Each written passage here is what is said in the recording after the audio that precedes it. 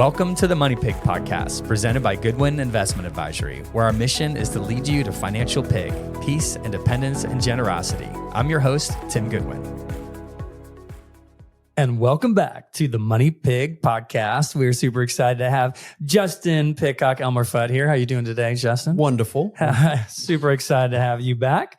Have you been chasing any rascally rabbits lately? Man, those wascally rabbits, they've been getting away all over the place. Man, Mandy, who works with me, my assistant, she sends me a video this morning. A little fawn got trapped in her fence and was trying to get out to the mom in the morning, but it had messed up its nose trying to get out and all that stuff. So she literally had called a friend that works with the DNR to be come get this fawn so he can go see its mom. Yeah. So they say if you touch them, then the mama's not going to claim it again. Oh, okay. Yeah. She didn't try to touch it. She opened the gate and all this stuff and it just won't go out there. So share a quick story. Oh yeah. Let's hear it. You're supposed to share something interesting. So look at that. Growing up, I had a pet deer. His name was Fred. Right. He was the coolest pet that I've ever had. He grew up with dogs. And so whenever we had some beagles at the time. And so there's one particular beagle named Missy. And Fred and Missy would go all over the place. They would go hunting rabbits together. And the deer and the dog. The deer and the dog. And they were best friends. They'd cuddle up in the leaves, bed down together, sleep. That's adorable. Sleep together. Yeah. Went everywhere, even because I'm a hunter. So even during our dove hunts, the deer would be out there in the middle of the dove field. We'd be, hunting, shooting guns, and the deer would be right there with us. Didn't care. That's wild. It was so cool. What do you feed a deer inside? You go grab some grass from the front yard or some hay, corn. Oh, okay. So you're feeding them that inside or outside there. Well, the deer, once it got big enough, we just let it roam free. So it wasn't caged up or anything. Oh, okay. So all the neighbors knew it. It'd walk into your house. Did it have a collar on it with a little tag that said Fred? It did. Yeah. A big orange collar to hopefully keep people from wanting to shoot it. Chipped deer. Where'd he go? So what happened? Did he eventually just go to the wild or? Oh, that's the sad part of the story. Somebody ended up shooting him. Oh man. And it was, so frustrating because we had a neighbor we were selling hay to and hey, aren't y'all the one with the deer? I just wanted to let you know that their neighbor ended up shooting it. Oh gosh. Super sad. Yeah. How long did you have that, Mr. Fred? 2.5 years. Oh man. Yeah. That is a little bummer. buck. But he'd play with you just like a dog. He'd, want you to push on his head and he'd kind of. Right. That's what I'm guessing is he just kind of thought he was a dog. I'd be mortified if I shot a deer and I go out there and it's got a collar on it and a name tag. Blaze orange collar. I just shot somebody's pet. I'm a hunter, but still this. That was rough. So frustrating. Man, I'm sorry to hear that. I really don't know how to transition from that story to what we're talking about, to be honest.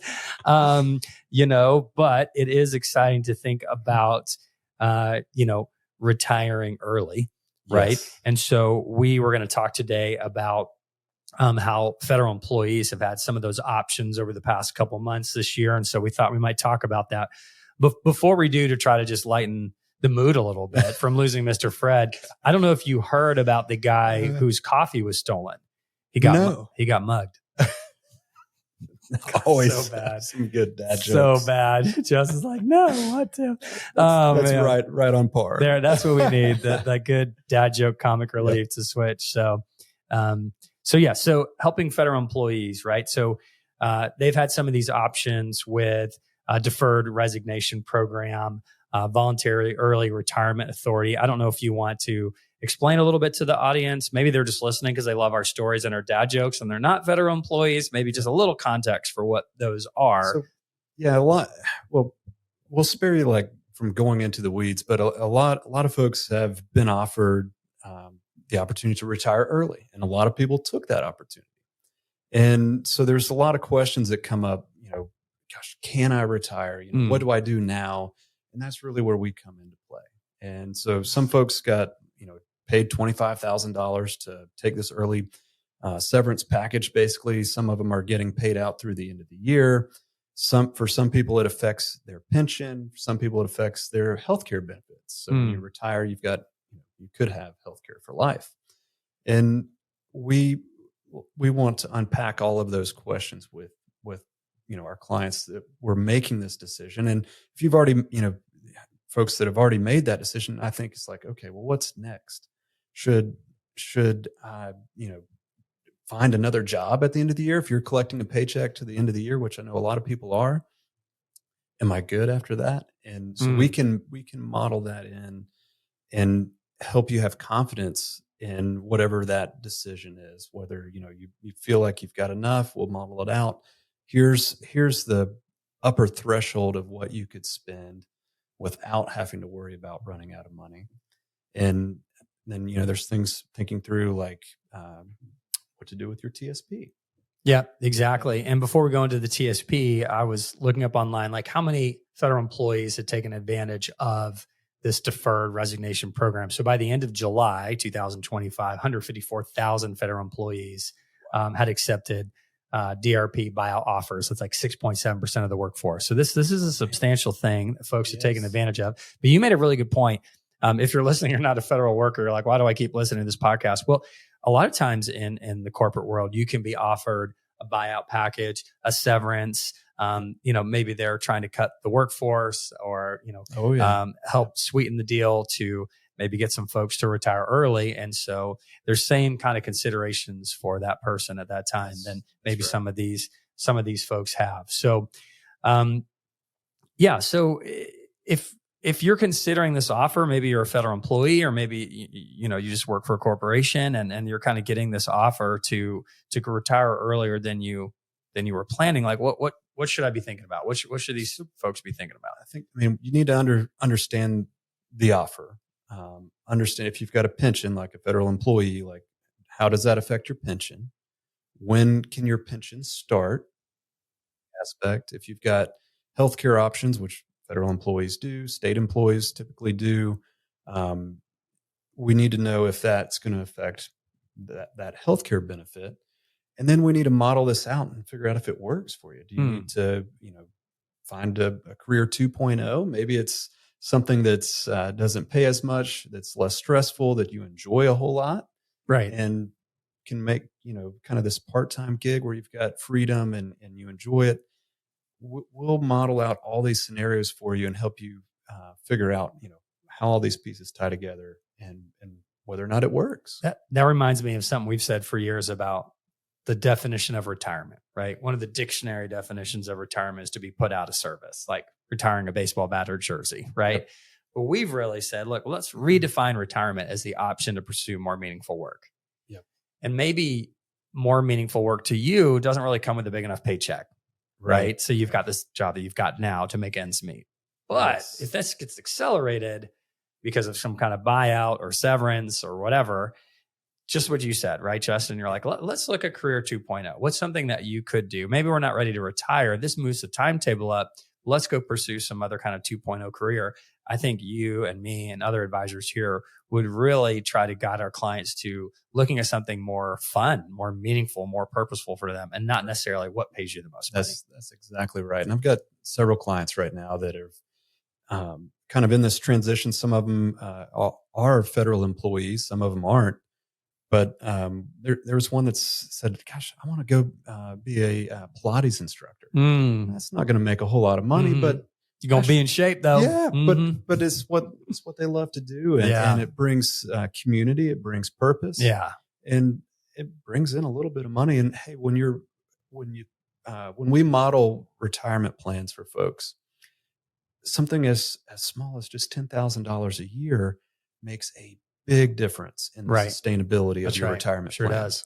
And so even if it's being a Pilates instructor and making $10,000 a year because you're just teaching a couple classes of, whatever a week, that can make a really big difference. It's cool to see. I'm glad you brought that up because I've seen the same thing modeled out, right? Where $1,000 a month or something like $10,000 a year can make such a big difference to a plan. Yep. So glad you brought that up. Before we get to the exciting TSP question that you were alluding to earlier, let's talk a little bit about taxes, right? Yes. So you are our kind of resident advisor, tax expert, most passionate about that topic when it comes to strategies involved with advising our clients. So if we're considering, if I'm considering or a listener or potential clients considering an early retirement, due to kind of a buyout package, what are some tax implications they could be thinking about? So now I don't know that like a federal employee is able to do this, but if you can spread out the timing of that income over, right, the current year, and then get that payment in the following year. A little bit there at the end of the year and some at the beginning of the next year. That makes a big difference. And so just think about like the way our tax code works. It's a progressive tax system. The more income you make, that additional dollar could be in a different tax bracket. And for example, with the passage of the new tax bill and the way it's been for, over the past 10 years, it jumps from 24% to 32%. So an 8% difference. What if if that severance package was going to be taxed at 32%, but you could get that payment on January 1st, taxed at 24%, you just got an 8% raise on your severance package. Yes. Yep. Exactly. When you're sitting there trying to negotiate your severance package, don't shoot yourself in the foot by paying more taxes on it because you're off by a couple of weeks or a month or two. Timing matters. Yeah. Absolutely. That's great. That's great advice. All right. So let's circle back to the federal employee. You mentioned TSP. What is TSP? What does that mean for listeners that aren't familiar with TSP? It stands for Thrift Savings Plan, and it's basically like a 401k. Okay. So if I'm a federal worker, my 401k is called a TSP. TSP. That's right. Okay. And it's a very simple retirement plan. It's comprised of basically really low cost index funds, which are, I'd say, they're very effective, but you don't have a ton of like flexibility and choices. So, when folks retire, if they do want help managing those assets, there's a big opportunity to roll that out of the TSP. Now the investment universe is way, much, much larger. And we're able to implement different strategies where, you've just got a handful of index funds basically in the TSP and you'll get market returns. But if you want to get a little fancier than that, you'll need to roll it out of this. So we're typically seeing is folks that leave federal employment are typically rolling over their TSP to an IRA to have more investment options, access to more strategies. That's correct. Okay. Yep. Okay. Very cool. And so you can have a Roth balance in the TSP and a tax deferred balance, just like a 401k. Oh, okay. Yeah. So the Roth obviously would go to a Roth IRA. The pre-tax would go to a rollover IRA. Excellent. Yep. Excellent. Okay. So let's say somebody's listening, like I'm not dealing with the severance package. I didn't take an early buyout as a federal employee. Do I really even need to hire a financial advisor right now? What's the advantage for them to talk to a financial advisor before that happens? So, one, I think there's like an edge that we provide on investment management. So that's, number one.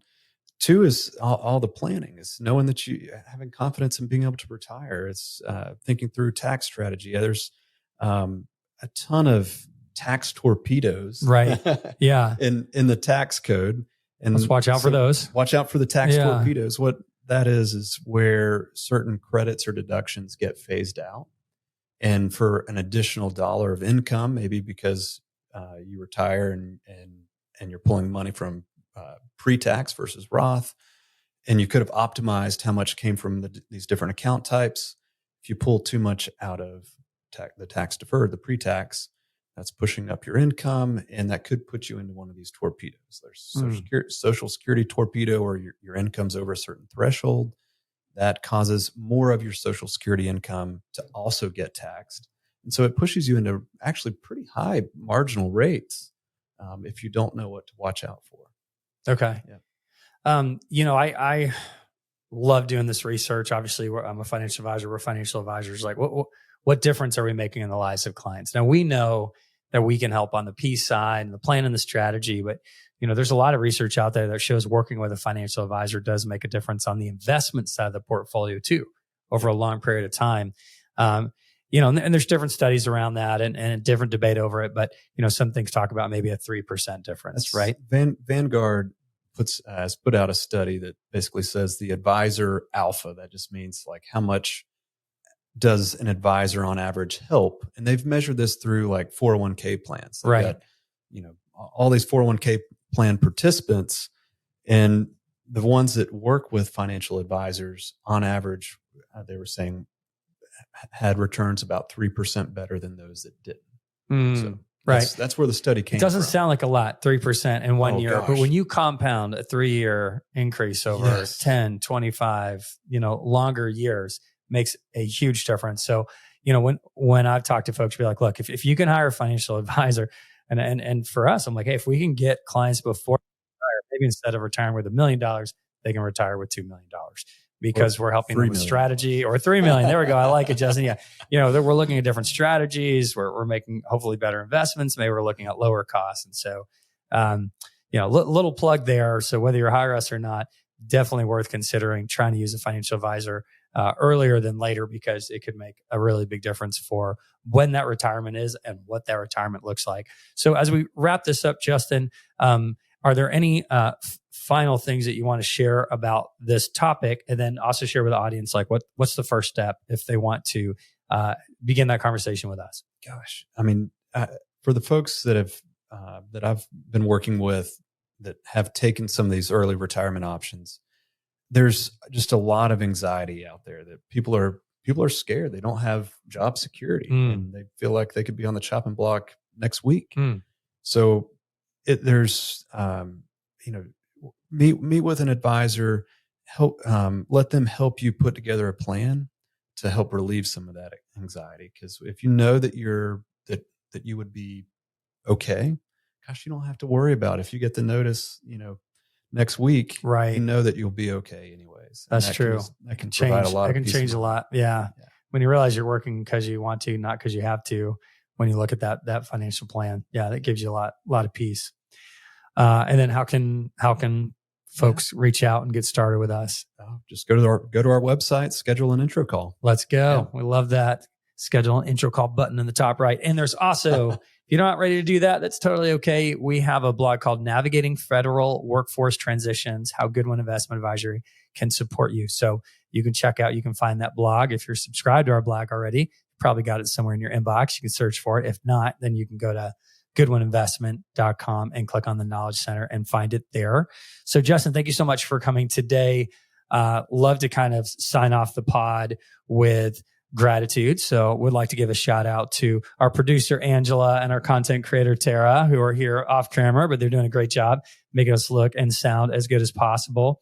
And I just, as I'm kind of thankful for the team putting this on, one thing that I'm really grateful for, we've got some job openings right now, and we've got a lot of folks that want to work for our company. And I'm just grateful that I get to work for a company that has such a great culture and that people actually want to work for, I think that's really great. And I know not everybody really loves the culture they work for. So grateful for our culture here. Yeah. We've got an awesome team. Yeah. That's for sure. So how about you? What are you grateful for lately? I've got an awesome group of friends. Just like the other night, I was just thinking about this, and it's like just super grateful to have such a close group of friends that I can talk to and lean on. That we encourage each other, support each other, and I realize that not everybody's got that. That's true. That's a huge difference. It's like a whole different way to measure wealth, right? Is those meaningful relationships around you. So I'm glad you have that. It makes a big difference. The listeners, thanks again for listening. If we can help you, let us know. Thanks for joining us. Have a great day. Bye-bye. Thank you for tuning in to the Money Pig Podcast. We hope you enjoyed today's episode. To stay updated on new episodes, be sure to subscribe wherever you listen to podcasts. If you found value in today's discussion, we'd greatly appreciate it if you could leave a rating and review. If you have any questions about the topics we covered, feel free to visit us at goodwininvestment.com and reach out. This episode is produced by evance.net. This podcast is provided for informational purposes only and should not be considered as investment advice, a solicitation to buy or sell any financial products, securities, digital assets, or other investment vehicles, nor as a basis for making any financial decisions. Goodwin Investment Advisory is a registered investment advisor with the SEC, CRD number 131193. Please note that the host and or guests may personally own securities, digital assets, or other investments mentioned in this podcast. Investments carry risk and are not guaranteed unless stated otherwise. We strongly recommend consulting with a qualified financial advisor, tax professional, insurance professional, and or legal professional before implementing any strategies discussed in this episode. Lastly, past performance is not indicative of future results.